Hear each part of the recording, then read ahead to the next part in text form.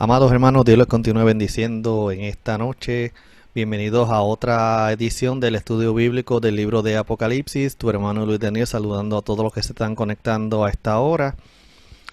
Como el material de esta noche es bastante extenso, vamos a comenzar rapidito con el próximo capítulo que tenemos a continuación. Así es que voy a estar proyectándole en pantalla lo que vamos a estar hablando en esta noche. Dios les bendiga y que se gocen en este estudio bíblico.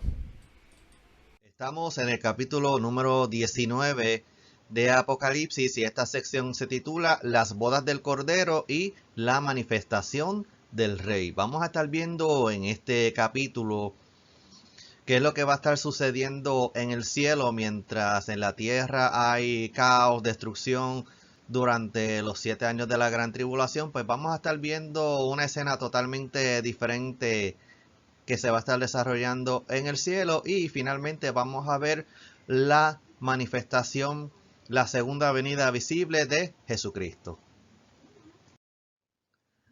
A manera de introducción dice, Apocalipsis 19 comienza con una mirada retrospectiva para alabar a Dios por haber juzgado a Babilonia.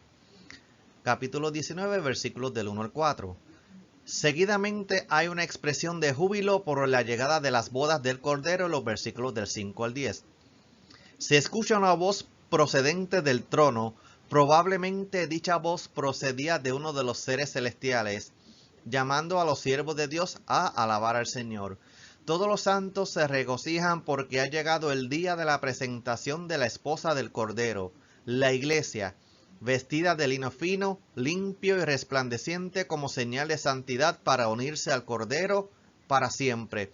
Vamos a estar viendo en esta primera parte cómo es que finalmente se va a cumplir lo que dice la Biblia, que va a haber las bodas del Cordero donde la iglesia se va a encontrar finalmente con el Señor y estarán juntos para siempre. Tú y yo seremos parte de esa iglesia que será levantada en aquel gran día,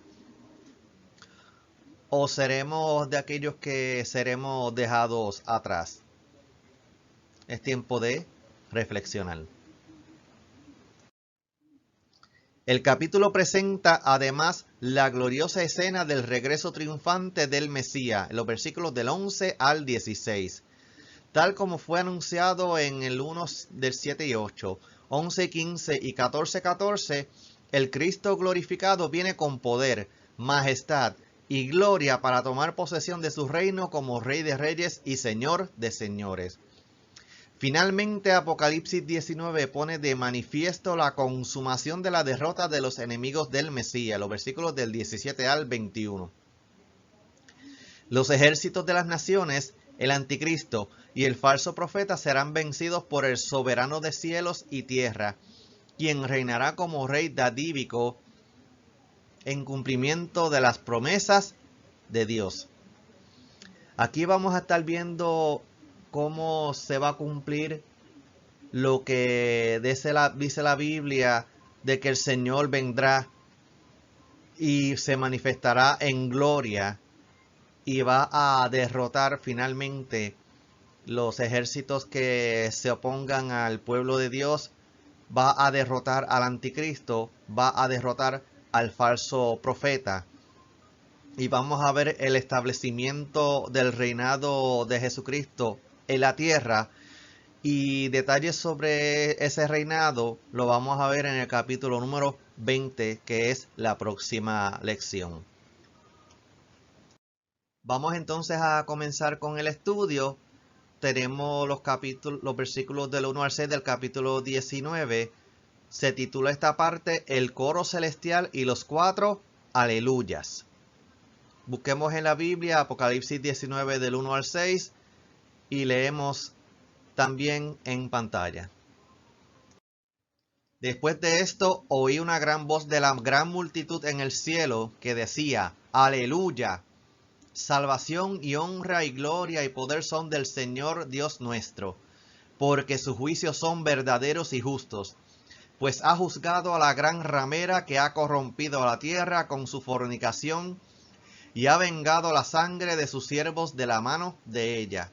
Otra vez dijeron, aleluya, y el humo de ella sube por los siglos de los siglos. Y los 24 ancianos y los 4 seres vivientes se postraron en tierra y adoraron a Dios que estaba sentado en el trono y decían, amén, aleluya. Y salió del trono una voz que decía, alabad a nuestro Dios todos sus siervos y los que le teméis, así pequeños como grandes. Y oí como la voz de una gran multitud, como el estruendo de muchas aguas, y como la voz de grandes truenos que decía, aleluya, porque el Señor nuestro Dios Todopoderoso reina. Vamos a esta parte que se titula, esta gran voz provenía de las huestes angelicales. Vimos en el versículo 1 que el apóstol Juan escuchó una gran voz de la gran multitud en el cielo que decía, aleluya. La exclamación aleluya es un término litúrgico muy usado entre los judíos.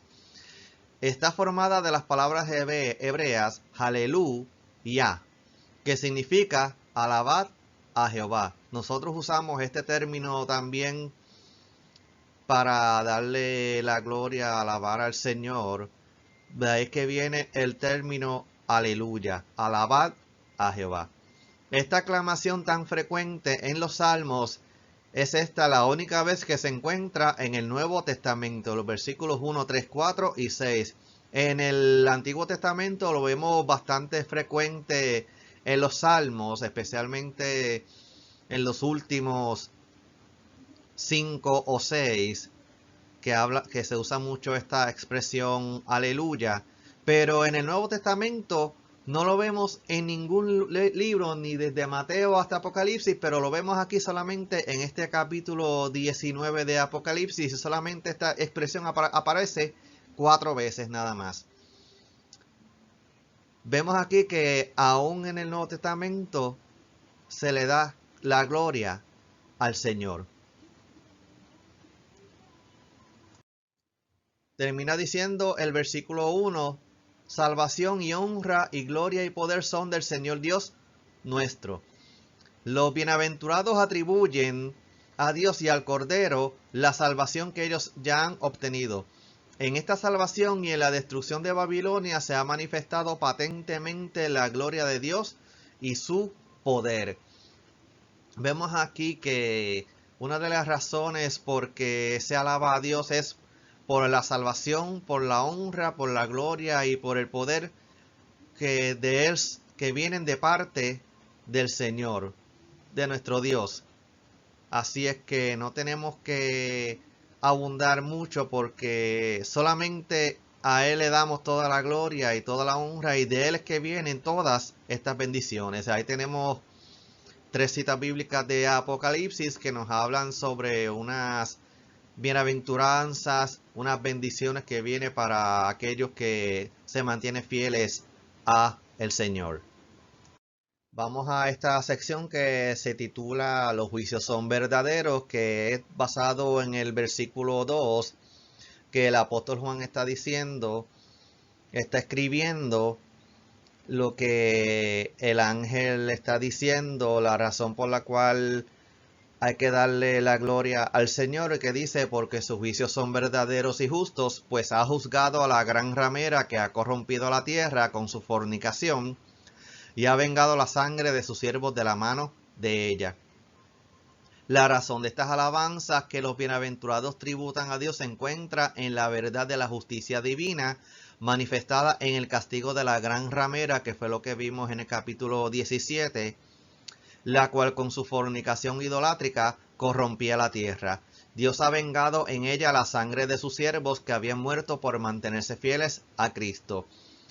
Para más detalles sobre este particular de cómo fue que esta gran ramera va a corromper los habitantes de la tierra durante esos tiempos finales y qué es lo que va a pasar con este sistema religioso, podemos buscar el capítulo 17, que ahí nos describe qué es lo que va a suceder con este sistema religioso en los tiempos finales antes de la manifestación visible de Jesucristo, que es lo que vamos a ver más adelante en este capítulo. Con la destrucción de Babilonia, Dios ha salido en defensa del derecho de sus mártires. La sangre de estos reclamaba la intervención divina en defensa de sus justos derechos quebrantados con el fin de que resplandeciese ante el mundo pagano. Como vimos en la transparencia anterior y estamos viendo en esta, pues esta gran ramera no solamente había causado la idolatría y el paganismo en el mundo, sino que este sistema va a perseguir a los que se mantengan fieles al Señor al punto de que los va a matar. Y entonces, como dice que la sangre de los mártires, la sangre de los justos va a estar reclamando delante del trono de Dios para que se le haga justicia hasta que finalmente el Señor le hace justicia y derrota este sistema religioso que se va a estar imponiendo especialmente durante la segunda mitad de los 7 años de la gran tribulación, que es cuando se va a estar manifestando aquel inicuo, aquel imperio de maldad, todo gobernado por Satanás y el anticristo y el falso profeta. Pero aquellos que se mantengan fieles en el Señor van a recibir su justa retribución, pero que va a ser que Dios va a vengar la sangre de los justos, haciéndole justicia y tomando cartas en el asunto para destruir las huestes de maldad. Se titula esta parte: el humo de Babilonia sube por los siglos de los siglos. Vemos en el versículo 3 que el apóstol Juan escucha que otra vez dijeron aleluya, y el humo de ella sube por los siglos de los siglos. El apóstol Juan oye un segundo aleluya entonado por los moradores del cielo, los cuales añaden a manera de anotación final un rasgo nuevo, tomado seguramente de Isaías 34:10. Y en Isaías 34:10, pues prácticamente nos habla sobre lo mismo. Y la próxima oración nos va a explicar a qué se refiere esta expresión. Era costumbre de los invasores antiguos entregar a las llamas a las ciudades que expugnaban. O sea que cuando había una invasión, pues era costumbre prender en fuego esa ciudad.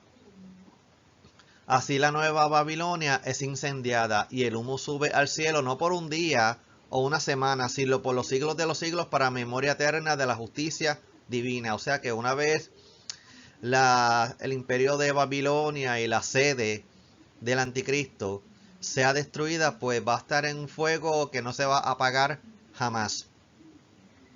De este modo, el autor sagrado expresa la ruina irreparable de Babilonia, sobre todo en su aspecto de perseguidora de la iglesia. Y una de las razones precisamente por la cual este imperio va a ser destruido finalmente es porque durante ese tiempo final pues va a estar persiguiendo a aquellos que se mantengan fieles a Dios, que no se dejen marcar por la bestia y tampoco se postren ante la estatua que se va a estar levantando para rendirle pleitesía al anticristo. Sabemos que van a ser unos tiempos difíciles, pero es mejor escapar ahora, que todavía no hemos visto nada comparado con lo que va a suceder pronto, que aquellos que se queden se la van a ver bien difíciles y van a tener que literalmente dar su vida para poder escapar de lo que ha de venir sobre la tierra. Es mejor escapar ahora que el Espíritu Santo, que la iglesia todavía está, porque en esos tiempos salvarse va a ser extremadamente difícil, especialmente cuando te pongan a escoger entre alimentarte y alimentar tu familia, o si no quieres marcarte, te van a decir niega a Cristo, y si no lo niegas te vamos a matar. Vamos a ver la adoración de los 24 ancianos y los 4 seres vivientes. En el versículo 4, el apóstol Juan vio que los 24 ancianos y los 4 seres vivientes se postraron en tierra y adoraron a Dios que estaba sentado en el trono y dijeron amén, aleluya. A la vista de esta manifestación del poder de Dios, los 24 ancianos que rodean el trono de Dios y los 4 vivientes que lo sostienen aprueban con la obra del Señor con un amén y un aleluya. El acto de adoración expresado en este versículo es además un reconocimiento de que Dios es fiel en el cumplimiento estricto de todas sus promesas. La expresión amén sugiere aprobación y regocijo por todo lo acontecido respecto a Babilonia, y aleluya expresa una alabanza al Dios soberano por haber completado su juicio sobre la gran ramera. Aquí vemos a los 24 ancianos y los 4 seres vivientes que vimos en el capítulo 4, dándole alabanza a Dios y diciéndole está hecho, gloria a Dios, porque en ese tiempo finalmente se va a juzgar a la Babilonia. Y vemos aquí cómo es que estos 24 más 4 pues le dan la gloria a Dios por haber juzgado, por haberle dado el pago a la Babilonia y la gran ramera, por haber hecho maldad a los que se mantuvieron fieles a Dios durante esos tiempos difíciles que la tierra va a estar viviendo antes de la manifestación visible de Jesucristo. En el versículo 5 tenemos la proclama desde el trono.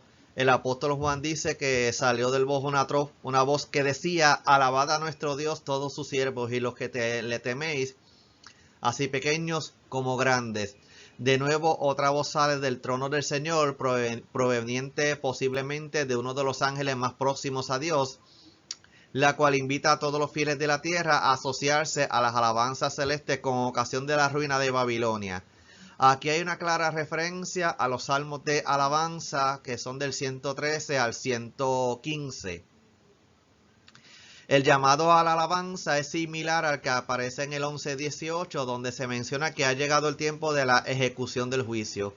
La convocatoria a la adoración a Dios es amplia, puesto que el llamado es a todos los siervos del Señor. Este ha sido siempre el llamado de parte de Dios de alabarlo, tanto el que le sirve como el que de alguna manera u otra ha decidido entregar su vida al Señor, que ese es el motivo principal por el cual Dios nos creó, para alabarle, para glorificar su nombre.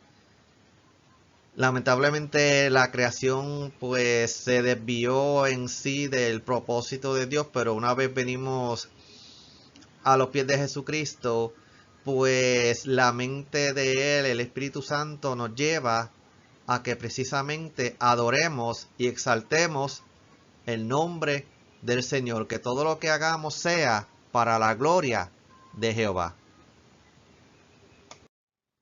En el versículo 6 tenemos la gran multitud. El apóstol Juan narra que él escuchó la voz de una gran multitud como el estruendo de muchas aguas y como la voz de grandes truenos que decía, aleluya, porque el Señor nuestro Dios Todopoderoso reina. A esta invitación, que fue la del versículo anterior, responde una voz poderosa, como la voz de una gran multitud, semejante a la voz de las aguas torrenciales que se precipitan en su curso, como el mugido de las olas del mar alborotado o como el fragor de fuertes truenos. O sea que cuando uno escucha eso, ya uno tiene en la mente que es algo bastante fuerte, algo que impresiona. La comparación tiene por objeto recalcar la inmensa potencia del cántico de adoración que dirigen a Dios todos los bienaventurados. El coro celestial proclama con toda contundencia la razón del por qué Dios es alabado. El reino de Dios puede reemplazar al demolido poder mundial que ha dominado la tierra. Vemos aquí que la gran multitud responde a la invitación que vimos en el versículo anterior para alabar a Dios, y esta responde como con una voz potente, a viva voz, diciendo aleluya, porque el Señor nuestro Dios Todopoderoso reina. Y es anunciando el reino de Dios que va a ser establecido sobre la tierra, que va a ser la culminación de los 7 años de la gran tribulación que vamos a ver al final de este capítulo 19, y vamos a entrar en un poquito de detalles en el capítulo número 20 de Apocalipsis. Vamos a la próxima parte, que nos habla sobre las bodas del Cordero con su iglesia. En su Biblia, Apocalipsis 19 del 7 al 10. Gocémonos y alegrémonos y démosle gloria, porque han llegado las bodas del Cordero, y su esposa se ha preparado. Y a ella se le ha concedido que se vista de lino fino, limpio y resplandeciente, porque el lino fino es las acciones justas de los santos. Y el ángel me dijo: escribe, bienaventurados los que son llamados a la cena de las bodas del Cordero. Y me dijo: estas son palabras verdaderas de Dios. Yo me postré a sus pies para adorarle, y él me dijo: mira, no lo hagas, yo soy consiervo tuyo, y de tus hermanos que retienen el testimonio de Jesús. Adora a Dios, porque el testimonio de Jesús es el espíritu de la profecía. En el versículo 7 vamos a estar viendo el tiempo y lugar de las bodas. Dice el apóstol Juan en el versículo 7, gocémonos y alegrémonos y démosle gloria, porque han llegado las bodas del Cordero y su esposa se ha preparado. Los bienaventurados manifiestan su alegría por la intervención divina. El autor anuncia con estas palabras las bodas del Cordero con su iglesia. Desde el Antiguo Testamento se conoce la metáfora del matrimonio como una manera de expresar la relación que existe entre Dios y su pueblo, Israel. Vemos aquí cómo es que luego de que la iglesia sea arrebatada de la tierra y llevada al cielo, pues ahí es que se hace el anuncio oficial de el inicio de las bodas del Cordero, y la Biblia siempre ha hecho una comparación, una metáfora del matrimonio como la relación que hay entre Dios y su pueblo en el Antiguo Testamento, hablando del pueblo de Israel, y en el Nuevo Testamento de la relación entre Dios y su pueblo, que es la iglesia de Jesucristo.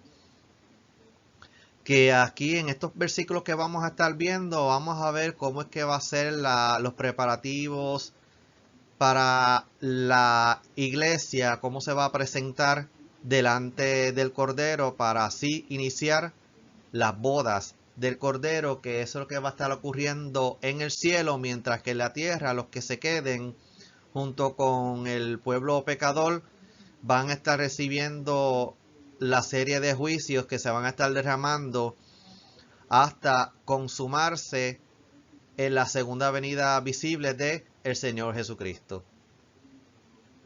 En el Nuevo Testamento, el apóstol Pablo ha tratado maravillosamente el tema del matrimonio místico entre Cristo y su iglesia.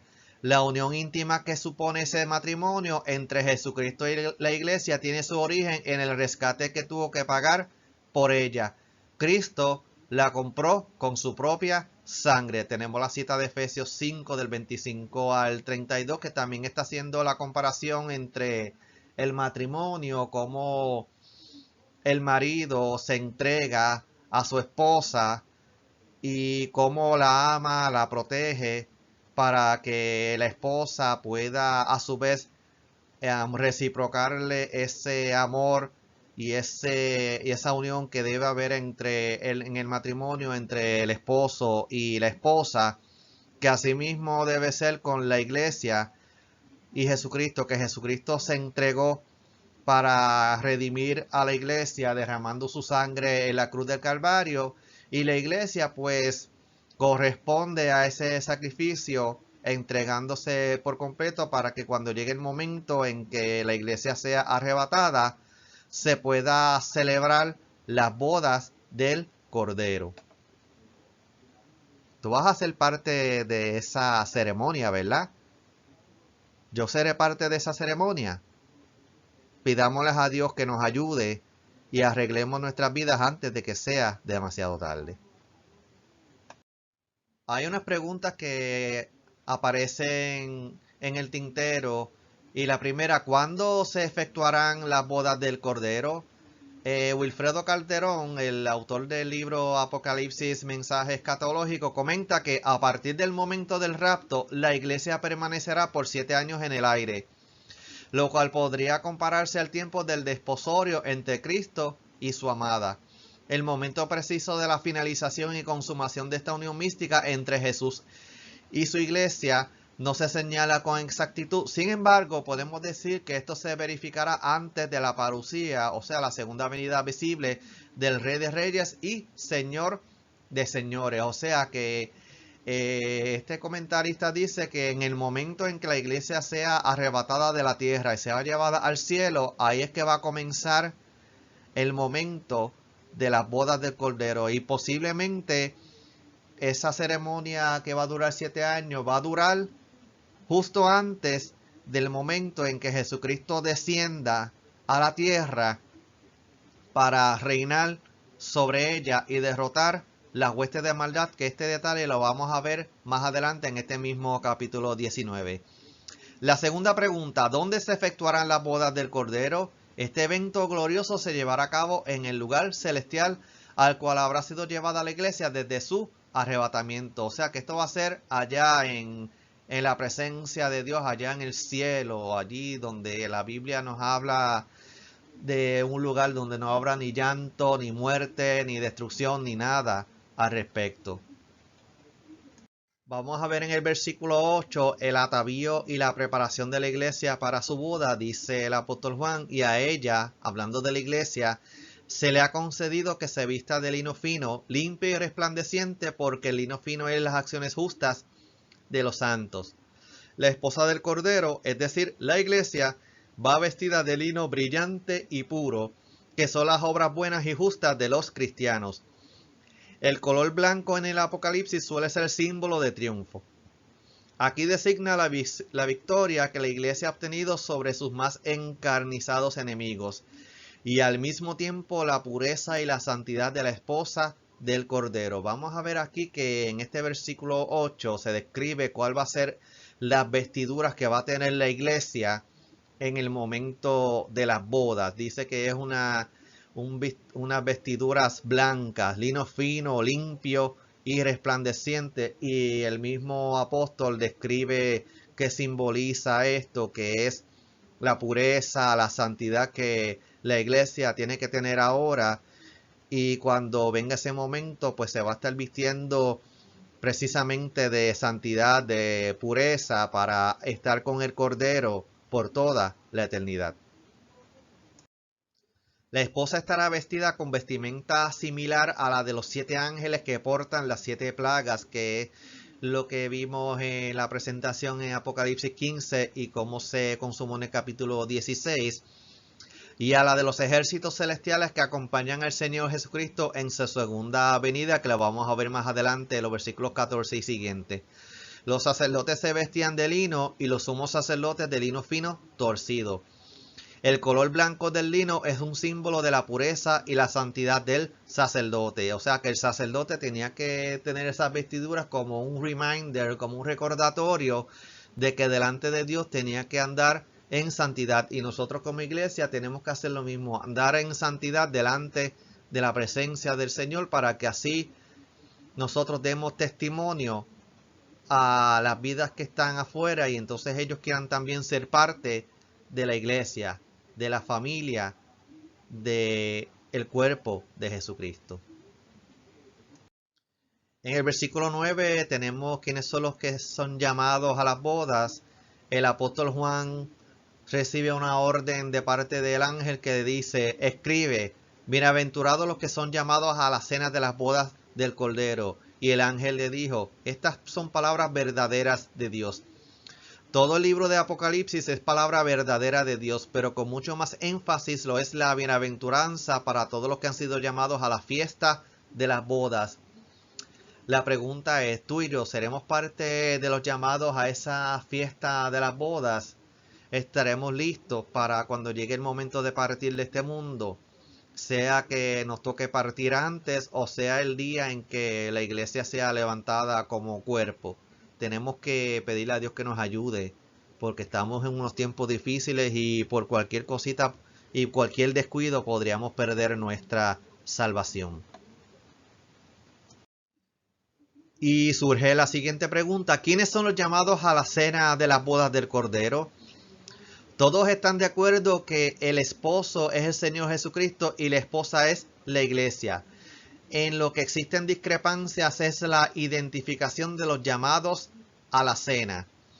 Todos dicen pues Cristo es el esposo y la iglesia es la esposa, pero hay cuestiones de quiénes son los que van a ser llamados a la cena. Algunos dicen que no son parte de la iglesia, que los llamados serán los santos del Antiguo Testamento, los salvos durante la gran tribulación, los judíos, los ángeles, etcétera. Aquí pues no vamos a ser categóricos en esta parte, pero sí estamos de acuerdo de que queremos ser parte del cuerpo de Cristo, queremos ser parte de la iglesia, la esposa de Cordero, para así poder participar junto con él de las bodas del Cordero, para ser esa esposa que va a recibir esas vestiduras que vimos en los versículos anteriores. Hay otros que dicen que es la iglesia, que los llamados a la cena de las bodas son los que han sido también invitados a participar de todas las bendiciones de Dios, los cristianos. Cuando el apóstol Juan cambia al tiempo presente al mencionar a aquellas personas que han sido invitadas a la cena de las bodas del Cordero, él se está refiriendo a los creyentes que han sobrevivido a la tribulación y que pronto serán invitados e invitadas a entrar en el reino, como se describe en la parábola de las 10 vírgenes. Hay algunos que dicen que por el contrario es la iglesia que no solamente es invitada, sino que también ha sido llamada a participar. Como dijimos ahorita, pues independientemente, pero que si seamos invitados o seamos participantes, pero sí queremos estar allí junto con el Señor. Queremos que cuando la iglesia sea levantada de este mundo que va cada vez de mal en peor, estemos junto con el Cordero para participar de esa boda, de esa cena, de las bodas del Cordero. Y que aquí estamos esperando ese momento, pero tenemos que estar preparados.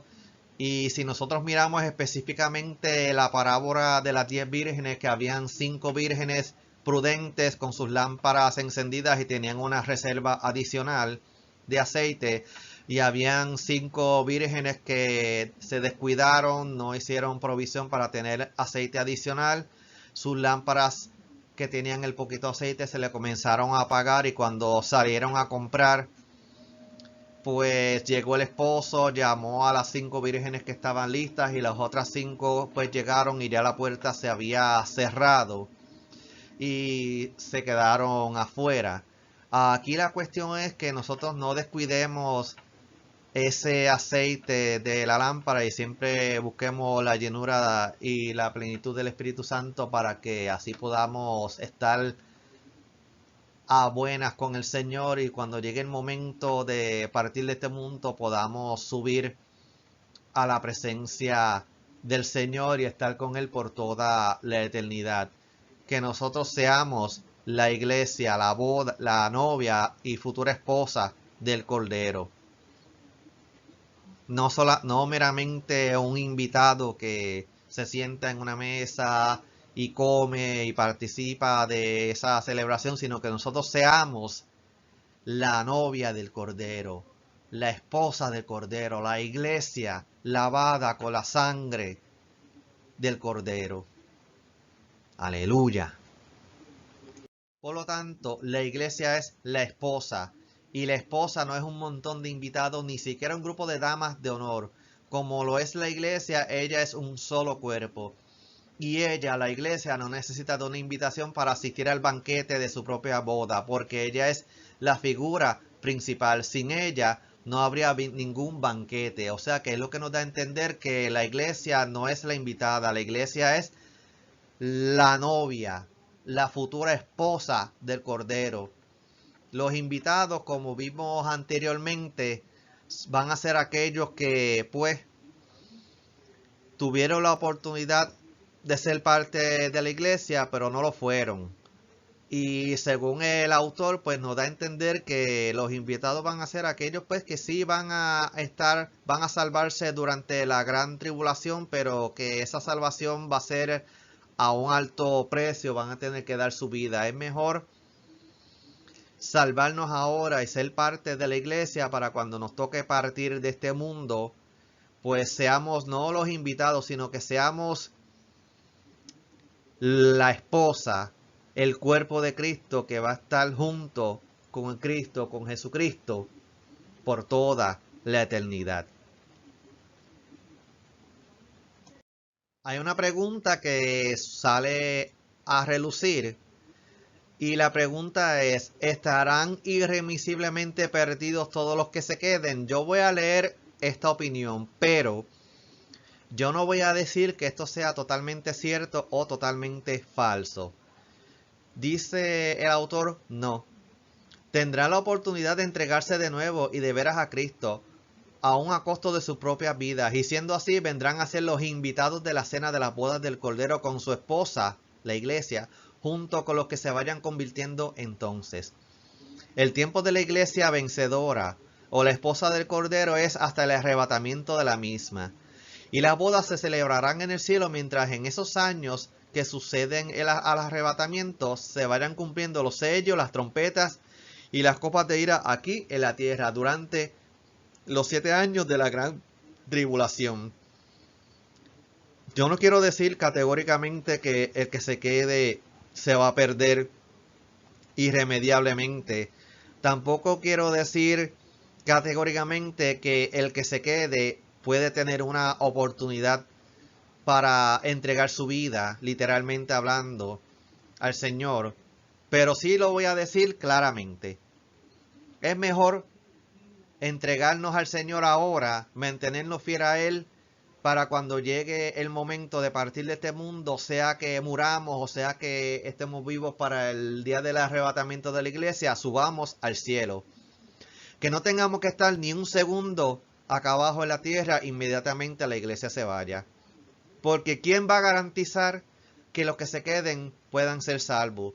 Porque cuando el anticristo imponga su sistema de gobierno, su política económica, de que para poder comprar o vender tiene que dejarse poner una marca o una identificación o un microchip o lo que sea, y aquellos que se nieguen a recibir esa marca no van a poder ni comprar ni vender.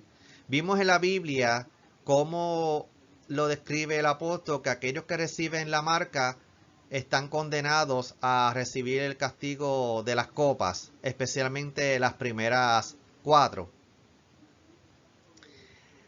Y aquellos que se nieguen, pues los van a poner en un punto donde van a tener que o negar a Cristo y salvarse, salvar su vida, o mantenerse fiel a Cristo y morir. Así es que el tiempo es ahora. La Biblia dice buscar a Dios mientras pueda ser hallado, llamarle en tanto está cercano. Aleluya. Es mejor salvarnos ahora porque en esos tiempos finales no hay garantía. A pesar de que el autor dice que va a haber oportunidad, pero no hay garantía y no podemos ser categóricos en ese aspecto porque no queremos darle falsas esperanzas a aquellos que están como que en dos aguas. Y es mejor salvarse ahora porque cuando suceda ese momento del arrebatamiento, los que se queden, no hay garantía absoluta de que así vaya a ocurrir. Porque aunque Apocalipsis 3:16 dice que a los tibios los vomitará de su boca, da a entender que posiblemente los que se queden se perdieron para siempre. Es mejor salvarse ahora, buscarle a Dios mientras pueda ser hallado. El autor dice que estos invitados son los que entrarán en el cielo, justo para sentarse después de los 7 años de tribulación en la tierra, en la cena de las bodas, y son bienaventurados, tal como anuncia el ángel a Juan para que lo ponga por Cristo. Pues ahí pues seguimos con el mismo pensamiento de las transparencias anteriores, que nosotros no queremos ser meramente los invitados, sino queremos ser parte del cuerpo de Cristo, parte de la iglesia que va a ser la esposa del Cordero. En el versículo 10 vemos que al apóstol Juan no se le permite adorar al ángel sino a Dios, porque el apóstol Juan dijo que él se postró a los pies del ángel para adorarlo, pero el ángel le dijo, mira, no lo hagas, yo soy consiervo tuyo y de tus hermanos que retienen el testimonio de Jesús. Al oír Juan tan consoladoras palabras, se arroja a los pies del ángel que las había dicho para adorarle. Pero el ángel, rehúsa ese honor declarándose siervo del único Dios y Señor, como Juan y como todos los fieles que en la tierra dan testimonio de Jesucristo. Esta misma escena se va a repetir en Apocalipsis 22, 8 y 9. Sin embargo, el ángel, en nuestro caso, se considera consiervo de Juan y de los demás cristianos, todos ellos siervos de Dios. Por consiguiente, tanto los ángeles como los fieles cristianos son criaturas dependientes de Dios y como tales inferiores en categoría a la divinidad. O sea, en otras palabras, aquí no podemos adorar a los ángeles, no podemos adorar al pastor, al diácono, al anciano, al líder de ministerio, al obispo, al profeta, al apóstol. A quien solamente tenemos que adorar es a Dios. Y lo vamos a ver continuando en este versículo 10.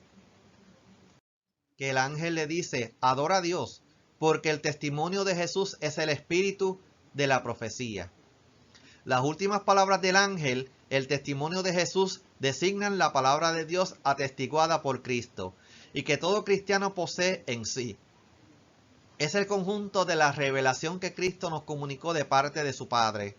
Esta revelación es la que inspira a los profetas, a los apóstoles y a todos aquellos que recibieron el encargo de transmitir al mundo el mensaje de Dios. Por consiguiente, la profecía se apoya en el testimonio dado por Jesucristo y la poseen todos los fieles en mayor o menor grado.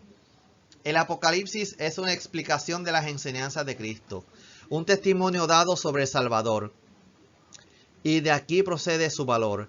El mismo Jesús había dicho que el Espíritu Santo daría testimonio de él por medio de los apóstoles y de los demás fieles en quienes había de morar. Está bastante claro esta explicación por qué es que tenemos que adorar a Dios y por qué el Espíritu Santo es el que da testimonio de Jesús en términos de las palabras escritas en Apocalipsis, que es quien movió al apóstol Juan a no solamente ver y oír, sino para que pudiese escribir las palabras que están registradas en el último libro, no solo del Nuevo Testamento, sino de toda la Biblia. Vamos a continuar con la próxima parte que se titula La manifestación del Rey de Reyes y Señor de Señores, y en la Biblia Apocalipsis 19 del 11 al 16. Entonces vi el cielo abierto, y he aquí un caballo blanco, y el que lo montaba se llamaba Fiel y Verdadero, y con justicia juzga y pelea. Sus ojos eran como llama de fuego, y había en su cabeza muchas diademas, y tenía un nombre escrito que ninguno conocía sino él mismo. Estaba vestido de una ropa teñida en sangre, y su nombre es el Verbo de Dios. Y los ejércitos celestiales, vestidos de lino finísimo, blanco y limpio, le seguían en caballos blancos. De su boca sale una espada aguda para herir con ella a las naciones, y él las regirá con vara de hierro, y él pisa el lagar del vino del furor de la ira del Dios Todopoderoso. Y en su vestidura y en su muslo tiene escrito este nombre: Rey de Reyes y Señor de Señores. Vamos entonces a la próxima parte, donde vamos a ver en el versículo 11 y siguiente símbolos mesiánicos y calificaciones sobrenaturales del rey. El apóstol Juan comienza en el versículo 11 diciendo que él vio el cielo abierto y aparece un caballo blanco. La escena cambia de nuevo, lo mismo que las imágenes. Como otras veces, nuestro autor ve que el cielo se abre y aparece un caballo blanco, símbolo de victoria. Sobre él, sobre el caballo, viene Jesucristo, que como capitán se pone al frente de su ejército. el Mesías que aquí aparece tiene el mismo aspecto que el jinete de Apocalipsis 6:2, pero vamos a ver más adelante que aunque tenga el mismo aspecto que aquel jinete que vimos en el primer sello, pero hay unas diferencias que son abismales. Como se dice, literalmente del cielo a la tierra hay una enorme diferencia. Tenemos que recordar que en el 6:2 se nos habló de otro que cabalgaba un caballo blanco, pero ese representa al anticristo, quien surge del mundo después del arrebatamiento de la iglesia para conquistar los reinos de la tierra con trampas y componendas políticas y religiosas. En cambio, el jinete del caballo blanco del 19:11 viene del cielo con poder y gloria para tomar el reino, el cual se ha anunciado a través de las escrituras. Y ahí tenemos dos citas bíblicas, una de Salmos y otra de Mateo. Como vimos cuando apareció el primer sello en Apocalipsis 6, apareció un jinete montando un caballo blanco y describimos claramente las diferencias que habían entre ese que apareció en el capítulo 6 y este jinete del caballo blanco del versículo 11 de este capítulo 19. Hay mucha diferencia y las vamos a estar mencionando y vamos a estar también recordando lo que hablamos en el capítulo 6 cuando apareció aquel con el caballo blanco. Y termina diciendo el versículo 11 que el que lo montaba, hablando del jinete, se llamaba fiel y verdadero y con justicia juzga y pelea. A este jinete se le dan varios nombres. Fiel y verdadero porque efectivamente él cumple siempre las promesas que ha hecho a sus fieles servidores. Y ahora se dispone a ejecutar lo que tantas veces prometió en este libro. Va a juzgar con justicia y hacer la guerra también con justicia. Como justo que es, juzga con justicia como el Emanuel de Isaías 7:14. Emanuel significa Dios con nosotros. Y hace la guerra para aplastar al impío y hacer desaparecer la iniquidad de la tierra. Los fieles servidores de Cristo no quedarán defraudados en sus esperanzas. Todos los que han sufrido por Cristo serán recompensados, pues el Señor nunca deja incumplida su palabra. Vamos a ver que este jinete que aparece en escena en el versículo 11 del capítulo 19 va a hacerle justicia finalmente a los santos, a los fieles en Cristo, quienes tuvieron que sufrir tanto en la tierra, pero finalmente va a llegar el momento en que Cristo va a darle justicia a aquel que así lo ha estado clamando. Vamos a ver a continuación las características divinas que garantizan el triunfo del gran rey. En el versículo 12 el apóstol Juan nos describe cómo se veía a Jesucristo cuando apareció. Sus ojos eran como llamas de fuego y había en su cabeza muchas diademas y tenía un nombre escrito que ninguno conocía sino él mismo. La descripción que nos da el autor de este jinete celeste se inspira en la primera visión del Apocalipsis. Sus ojos como llama de fuego, que todo lo penetran, que vimos en el versículo 14 del capítulo 1 y en el capítulo 2, versículo 18. Como de rey de reyes, lleva ceñida a la cabeza muchas coronas. El dragón tenía 7 diademas sobre 7 cabezas y la bestia llevaba 10 coronas sobre 10 cuernos, pero Jesucristo lleva mucha más que sus antagonistas, como dominador que es de todos los pueblos. Tiene también un nombre escrito que nadie conoce porque, siendo divino, es trascendente y está fuera del alcance de la humana inteligencia. Ese nombre es el Verbo de Dios. Vemos aquí la descripción de que este jinete tiene muchas diademas, o sea que él es rey de reyes, que lo vamos a ver más adelante, a diferencia de el dragón que tiene una cantidad limitada de diademas o coronas, y la bestia, pues Jesucristo tiene una cantidad innumerable de coronas, dándonos a entender que el reinado de Jesucristo es muy superior a los reyes de la tierra. Y el nombre de Jesucristo es el Verbo de Dios, el Verbo encarnado. Es la revelación visible de Dios. el Emanuel, Dios con nosotros. En el versículo 13, el apóstol Juan vio que tenía una ropa teñida de sangre y el nombre, que fue lo que dijimos anteriormente, el Verbo de Dios. Este nombre aparece vestido con un manto empapado en sangre. Esta imagen puede significar la sangre de los enemigos que ya venció y es augurio de los que vencerá. Nuestro texto parece inspirarse en Isaías 63 del 1 al 3, en donde el profeta describe a Jehová volviendo vencedor de Edom con el manto salpicado de sangre. Pero el manto empapado de sangre tal vez pudiera aludir a la propia sangre de Cristo, derramada por los hombres y con la cual obtuvo la victoria sobre el poder infernal, victoria que ahora va a manifestarse. El nombre de este jinete victorioso es el Verbo de Dios. Cristo es el Verbo, la palabra de Dios, porque es el eterno reverbo del Padre, lo que dijimos anteriormente.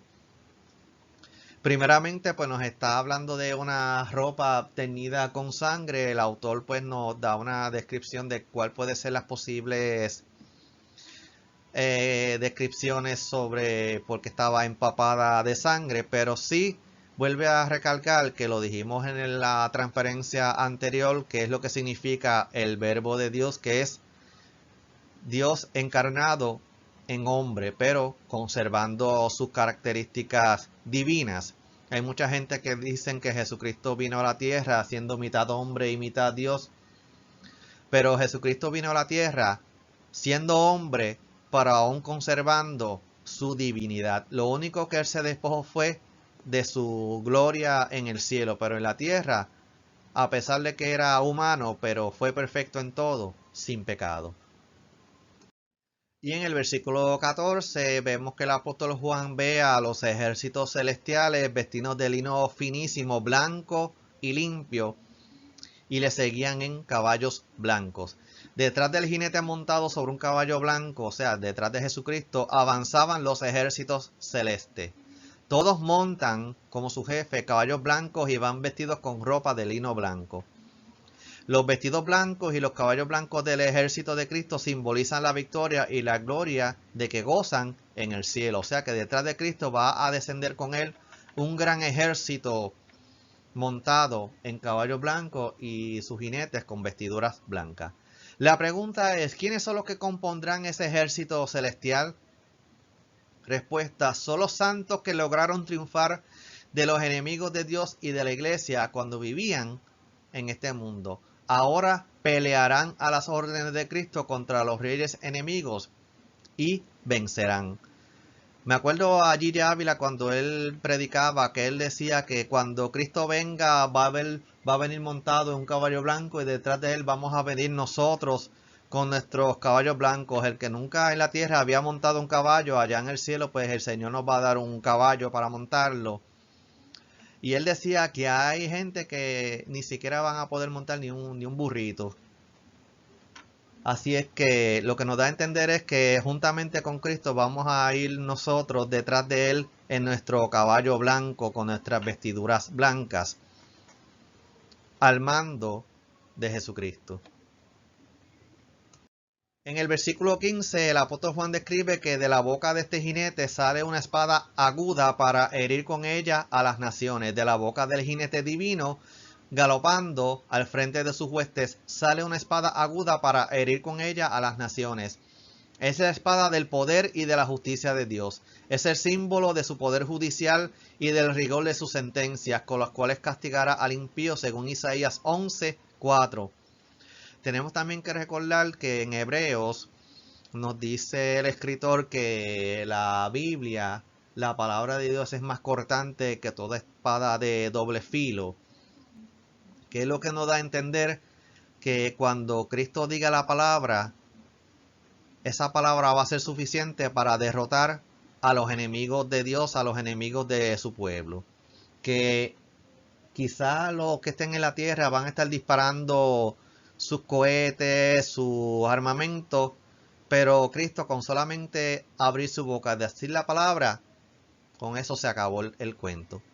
Y Cristo vencerá. Y termina diciendo el versículo 15 que Jesucristo regirá a las naciones con vara de hierro, y él pisará el lagar del vino del furor y de la ira del Dios Todopoderoso. Cristo regirá con cetro de hierro a las naciones, como se le promete en el Salmo 2:9. Y a semejanza de Jehová, vengador de Edom, pisa a sus enemigos amontonados como uvas en el lagar del vino del furor de la cólera de Dios Todopoderoso. Si recuerdan la visión del capítulo 16 que hablamos sobre el lagar, que era aquel recipiente donde se depositaban las uvas maduras y la persona se paraba encima de ella con sus pies para extraerle el vino, para así poder tenerlo listo para el consumo, ya sea en jugo o que algunos lo dejaban fermentar para así crear el vino.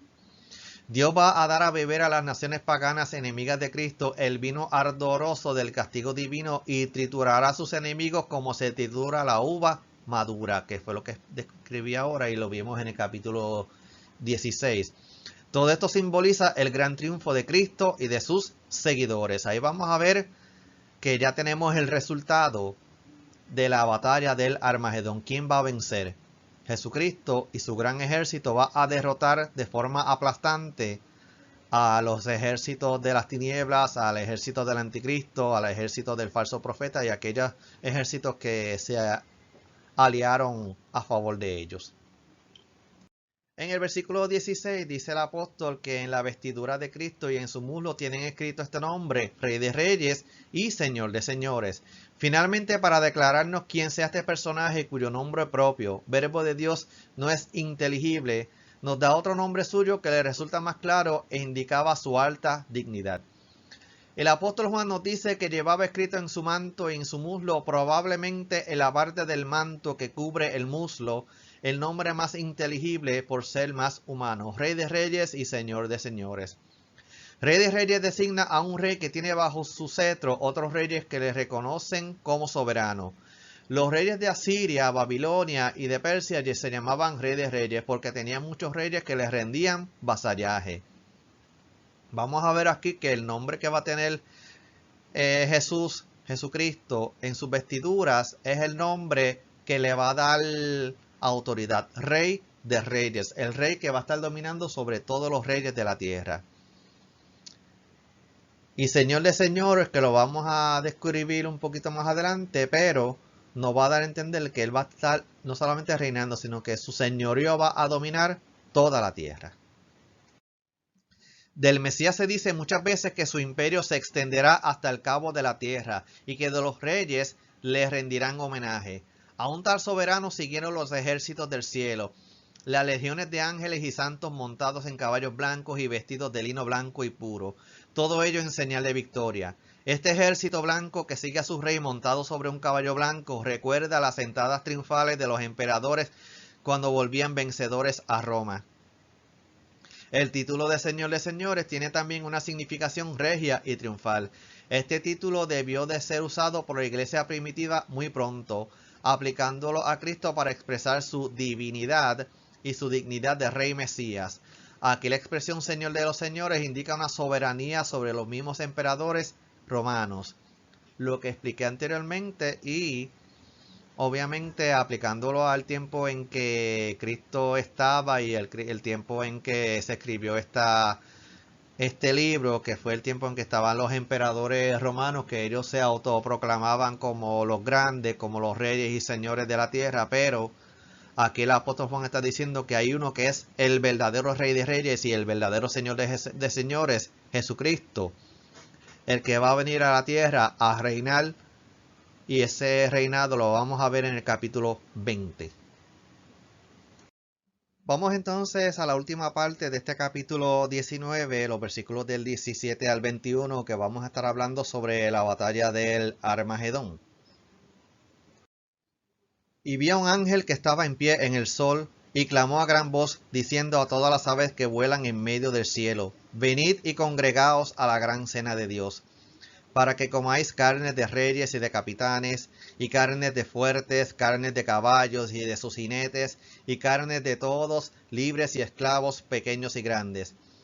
Y vi a la bestia, a los reyes de la tierra, y a sus ejércitos, reunidos para guerrear contra el que montaba el caballo y contra su ejército. Y la bestia fue apresada, y con ella el falso profeta que había hecho delante de ella las señales con las cuales había engañado a los que recibieron la marca de la bestia, y habían adorado su imagen. Todos fueron lanzados vivos dentro de un lago de fuego que arde con azufre. Y los demás fueron muertos con la espada que salía de la boca del que montaba el caballo, y todas las aves se saciaron de las carnes de ellos. Vamos a ver aquí la cena de Dios, que es una parodia de la cena de las bodas del Cordero. Dice el apóstol Juan en el versículo 17 que él vio un ángel que estaba en pie en el cielo y clamó a gran voz diciendo a todas las aves que vuelan en medio del cielo: vengan y congréguense a la gran cena de Dios. Juan contempla un nuevo ángel de pie sobre el sol, posiblemente para que el sol en su marcha, antiguamente se creía que el sol se movía respecto de nosotros, le transportase sobre toda la tierra. El ángel lanza con poderosa voz una invitación a todas las aves carnívoras de la tierra. La expresión cena de Dios también pudiera significar la mayor carnicería que la tierra haya visto, ejecutada sobre los enemigos de Dios. Las aves carnívoras que aquí aparecen invitadas a participar del siniestro festín es otro detalle propio de la apocalíptica. O sea que aquí el ángel aparece diciéndole a las aves de rapiña: miren, estén listos porque van a tener una cena grande, va a haber un buffet, y ya mismo yo le voy a decir cuál es el menú de todas las carnes que tienen para escoger. Entonces en el versículo 18 le da el menú de lo que va a haber en esa gran cena, en el buffet. Le dice a las aves de rapiña para que coman carnes de reyes, de capitanes, de fuertes, de caballos, de sus jinetes, de todos, libres y esclavos, pequeños y grandes.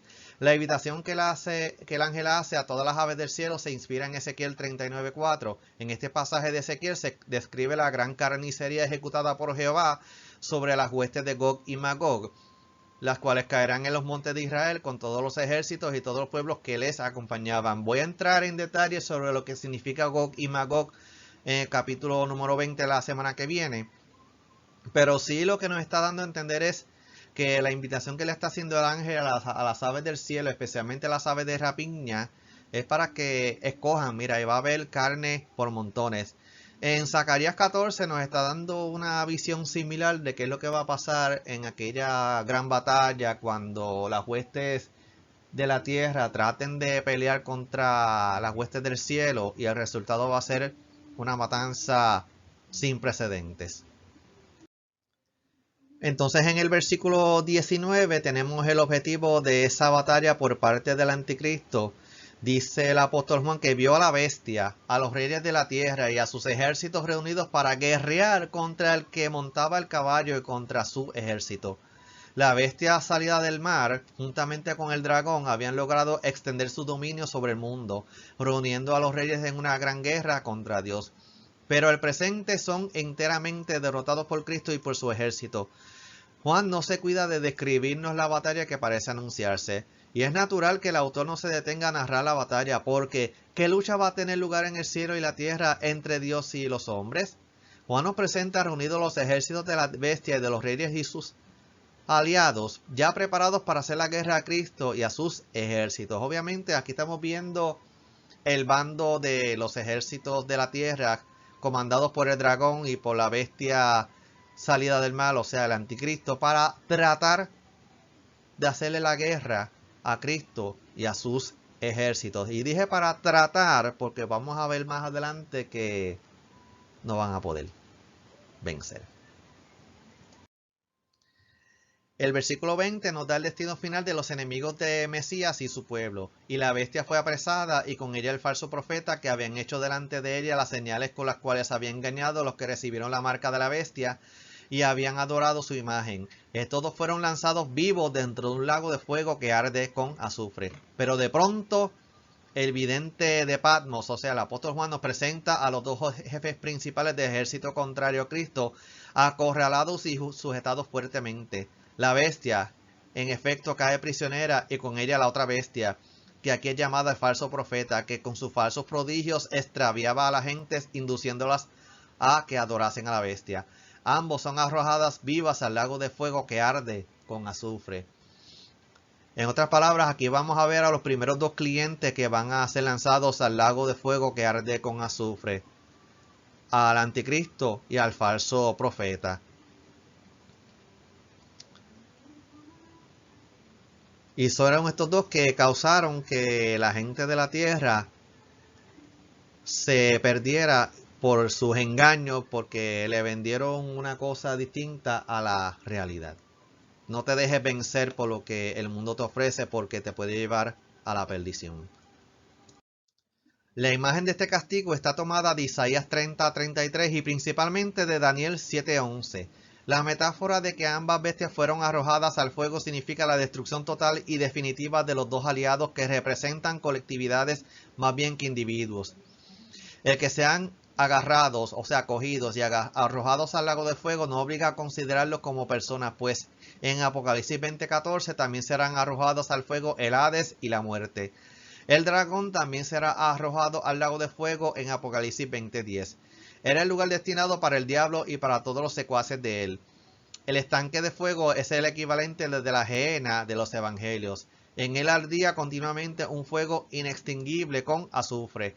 Los tormentos que en él recibían los malvados eran indescriptibles. O sea que esta imagen nos da a entender de que van a ser lanzados en ese lugar de tormento eterno el anticristo, el falso profeta, y eventualmente va a ser arrojado Satanás y todo lo que tenga que ver con su reino de las tinieblas.